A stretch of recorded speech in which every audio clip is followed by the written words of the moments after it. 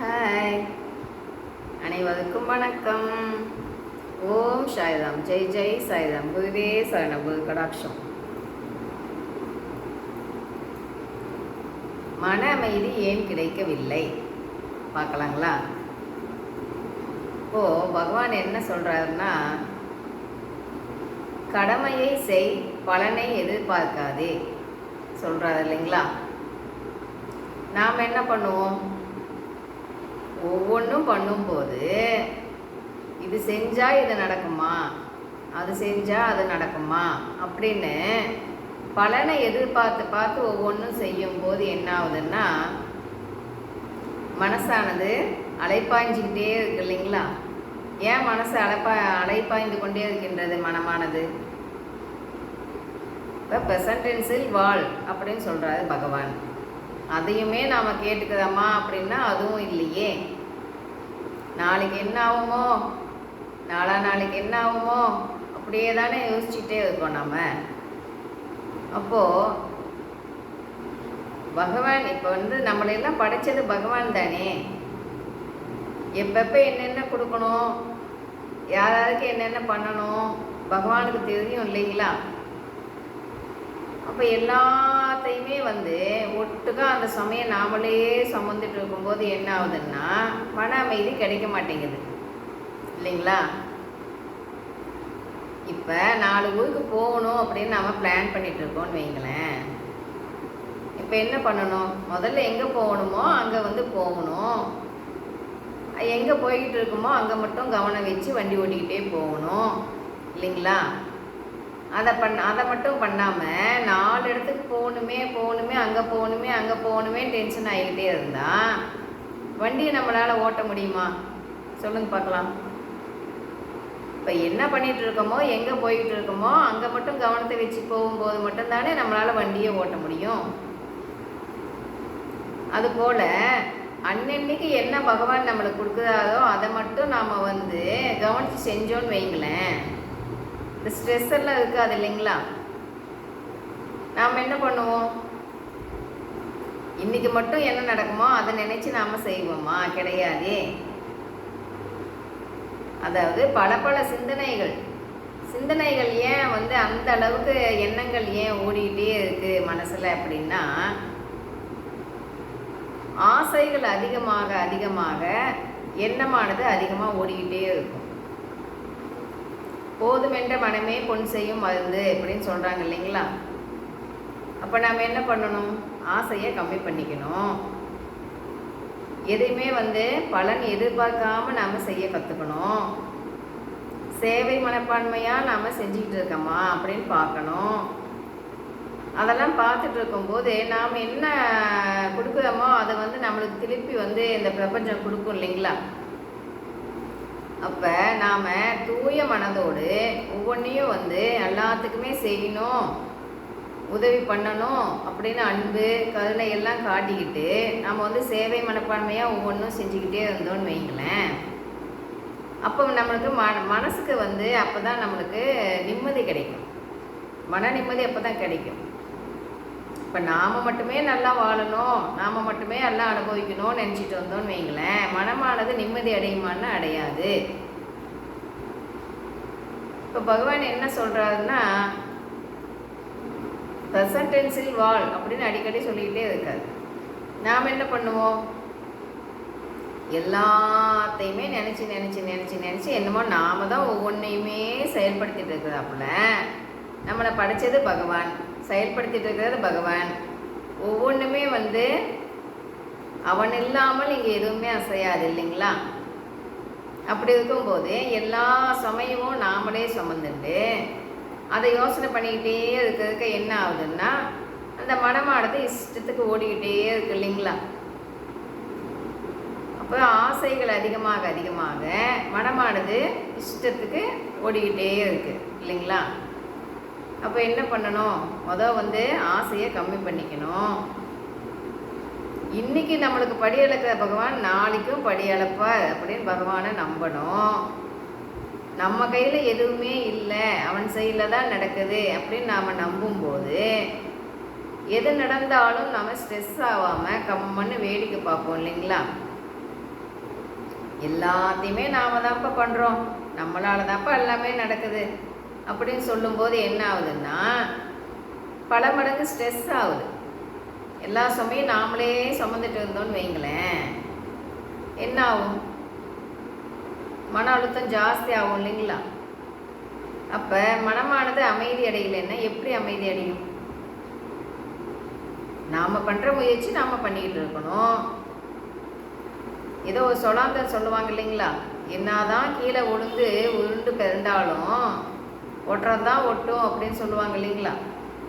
அதை போல் அதுக்குன்னு டைம் வரும்போது ஒவ்வொன்றும் நடக்கும். நாம் முயற்சி பண்ணுறது பண்ணிக்கிட்டே இருக்கணும் இல்லைங்களா? பகவான் பாதையை தான் காட்டுவார், நாம் தானே பயணிக்கணும். இல்லை இப்படி போப்பா நல்ல வழி அப்படின்னு சொல்லும்போது இல்லை நல்லா பகவான் என்ன சொல்கிறாருன்னா இப்படியே மூக்கத்தோடு, இதுதான் எளிய வழின்னு சொல்கிறார். நாக்கால மூக்கத்தோடுன்னா இப்படியே தொடுன்றார். நாம் என்ன பண்ணுவோம்? இல்லை அப்படியே சுற்றி இப்படி தொடுறோம் அப்படிம்போம் இல்லைங்களா? அப்போ பகவான் என்ன சொல்கிறாரோ அதை நம்ம பிடிச்சிக்கிட்டோன்னு வைங்களேன், அந்த பாதையில் போய்கிட்டே இருக்கும்போது நாம் எதுக்குமே கவலைப்பட தேவையில்லை. நம்ம என்ன பண்ணுறோமோ அதில் மட்டும் கவனம் வச்சு நாம் பண்ணும்போது அடுத்தடுத்து என்ன பண்ணணும் அப்படின்னு பகவான் அதுக்கு வழி காட்டுவார் இல்லைங்களா? நாளைக்கு என்ன பண்ணலாம், நாளைக்கு என்ன பண்ணலாம், அடுத்த வருஷம் என்ன பண்ணலாம் அப்படின்னு யோசிச்சுட்டே இருக்கும்போது நாம் யோசித்து ஒன்றும் நடக்குதா, இல்லை பகவான் என்ன நினைக்கிறாரோ அது நடக்குதா? சொல்லுங்க பார்க்கலாம். ஒவ்வொன்றும் பகவான் என்ன நினைக்கிறாரோ அதுதான் நடக்குது இல்லைங்களா? முன்னாடியே எல்லாமே மேலே ஷூட் பண்ணியாச்சு, அதுதான் நடந்துட்டுருக்கு இல்லைங்களா? அப்போது நாம் ஏன் ஒவ்வொரு விஷயத்துக்கும் ஸ்ட்ரெஸ் ஆகி மனசை கவலைப்பட வச்சுக்கிட்டு ஏன் அவ்வளோ அழுத்தத்தை கொடுப்பானே? சொல்லுங்க பார்க்கலாம். பாசிட்டிவ் திங்கிங் ரொம்ப மெயின். எப்பயுமே பாசிட்டிவாக மட்டும்தான் திங்கிங் பண்ணணும். நம்மளால் முடியும் அப்படின்னு முடிவு பண்ணும்போது முடியாததை கூட முடிச்சு காட்டலாமே. இன்னொன்று, பகவான் இந்த ரூட்டில் போன்னு சொன்னால் கம்மனை அந்த ரூட்டில் பயணிக்கணும் இல்லைங்களா? இல்லை அப்படியெல்லாம் போய் சுற்றி பார்த்துட்டு வரலாம் அப்படின்னு விடலாமா? ஏன் அந்த பக்கம் போகாத இந்த பக்கம் போன்னு சொல்கிறாருன்னா, இந்த பக்கம் போனால் நீ கஷ்டப்படாமல் போயிடலாம், அந்த பக்கம் போனால் நீ கஷ்டப்பட்டு போகணும், நீ பல அடி வாங்கணும் அப்படின்னு சொல்கிறாரு. அப்போ நாம் இல்லை பல அடி பட்டாலும் பரவாயில்ல இப்படி சுற்றிட்டு தான் வருவேன்னு சொல்லலாங்களா? சொல்லுங்க பார்க்கலாம். அப்போது இதில் பூந்துட்டோன்னு வைங்களேன், பகவான் எந்த ரூட்டை காமிக்கிறாரோ ஆன்மீகத்தில் பூந்துட்டோம்னா அந்த வழியாக பயணிச்சுட்டு போய்கிட்டே இருந்தோம்னா நம்மளை பற்றி நாம் கவலைப்பட தேவையில்லை. சரிங்களா? எது நல்லது எது கெட்டது அப்படின்னு எல்லாமே பகவான் சொல்லிடுறாரு இல்லைங்களா? அப்போ நாம் தானே பயணம் பண்ணணும், நல்ல வழியில் தானே பயணம் பண்ணணும். இல்லைன்னா யாருக்கு கஷ்டம்? நம்மளுக்கு தானே கஷ்டம். சொல்லுங்க பார்க்கலாம். டோட்டலாக எதனால் மனசு உடையுதுன்னா, பல அழுத்தம் எதனால் கொடுக்குறோன்னா, ஆசைகள் அதிகமாக ஆக என்ன ஆகுதுன்னா, அதை பண்ணணுமே இதை பண்ணணுமே எல்லாத்தையுமே அதெல்லாம் செய்யணுமே நினைக்க என்ன ஆகுதுன்னா எண்ணங்கள் இஷ்டத்துக்கு ஓடிக்கிட்டே இருக்கு இல்லைங்களா? அப்போ என்ன பண்ணலாம்? ஃபஸ்ட்டு ஆசையை கம்மி பண்ணிக்க வேண்டியது மிக மிக அவசியம். நம்மளோட ஆசையை நாம் கம்மி பண்ணிக்கிட்டோன்னாவே கடமையை செய் பலனை எதிர்பார்க்காதேன்னு சொல்கிறாங்க இல்லைங்களா? அப்படி ஒவ்வொன்றையும் நாம் எதிர்பார்க்காம ஒவ்வொன்றும் செய்ய என்ன ஆகும்னா நம்மளை தேடி அது வந்துடுமே. நாம் எல்லாத்தையுமே எதிர்பார்த்து செஞ்சிட்டே இருக்கிறதுனால என்ன ஆகுதுன்னா நம்மளுக்கு அது கிடைக்க மாட்டேங்குது. அதில் என்ன ஆகுதுன்னா கிடைக்கலையே, நாம் எதை தேடுறோமோ அதை கிடைக்கலையே அப்படின்னு உடம்பு டயர்ட் ஆகுது இல்லைங்களா? இப்போ என்ன பண்ணணும், இன்றைக்கி என்ன எல்லா வேலையும் பண்ணுறோம் இல்லைங்களா? அதை போல் இந்த பயிற்சி பண்ணும்போதும் இன்றைக்கி இதை 10 நிமிஷம் செய்யணும் அப்படின்னு இப்போ பண்ணிவிட்டு எந்திரிச்சிக்கணுமே ஒழிய அதுலேயுமே ஒவ்வொன்றுலேயுமே இன்றைக்கே பலன் கிடைக்குமான்னா கிடைக்குமா? எப்படி கிடைக்கும்? சொல்லுங்க பார்க்கலாம். அப்போது முயற்சி பண்ண வேண்டியது தான் நம்மளோட வேலை, மீதியை பகவான்கிட்ட விட்டுடணும். அப்போ மனசை எப்பயுமே சந்தோஷமாக வச்சுட்டு ஒவ்வொரு வேலையும் செய்யும்போது எல்லாத்துலேயுமே ஜெயிச்சு காட்டலாமே. பலன் எதிர்பார்க்காம செய்யும்போது எல்லாமே நம்மளை தேடிட்டே வந்துடுமே இல்லைங்களா? அப்போ முதல்ல என்ன முடிவு பண்ணணும், யார் எது சொன்னாலும் அந்த ஸ்ட்ரெஸ்ஸை வந்து நாம் ஆகவே மாட்டோம் அப்படின்னு முடிவு எடுத்துக்கணும். இந்த விதி வந்து விடுமான்னு கேட்டால் விடாது இல்லைங்களா? அப்போ என்ன பண்ணோம், நம்ம சந்தோஷமாக இருந்தாலே நம்மளை வந்து மூட் அவுட் பண்ண என்ன பண்ணலான்னு யோசிக்கும். அப்போ நாம் என்ன பண்ணணும், நீ யார் மூலிமா என்ன டார்ச்சர் கொடுத்தாலும் சரிப்பா, என்ன சேட்டை பண்ணாலும் சரி, நான் அசையவே மாட்டேன், நான் வந்து மனசை எப்பயுமே வந்து கூலாக வச்சுக்குவேன், டென்ஷன் ஆகவே மாட்டேன் அப்படின்னு முடிவு எடுத்துக்கணும். அப்படி முடிவு எடுக்கும்போது மட்டும்தான் நாம் விதியை வெல்ல முடியும்.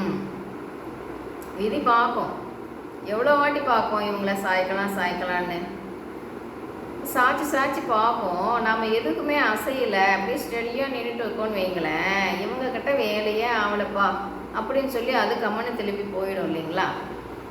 அப்போ விதியை வெல்லணும் அப்படின்னு முடிவு பண்ணிட்டா நம்ம எனி டைம் எப்பயுமே நம்ம ஸ்டடியாக இருக்கணும் இல்லைங்களா?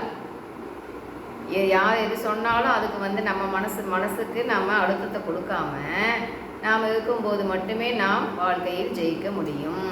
நம் மனதை எப்போ தான் நம்ம ஜெயிக்க முடியும்? நம் மனதை நாம் ஜெயிச்சிட்டோன்னு வைங்களேன், நம்ம எல்லாத்துலேயுமே ஜெயிச்சாப்புல சரிங்களா? அப்போது பகவான் சொல்கிறாப்புல எல்லாத்தையுமே ஃபாலோ பண்ணுவோம், தினமுமே பயிற்சி பண்ணுவோம், விடாமுயற்சி வெற்றி கொடுக்கும், வெற்றி நிச்சயம். பாய். கேட்டதுக்கு நன்றி.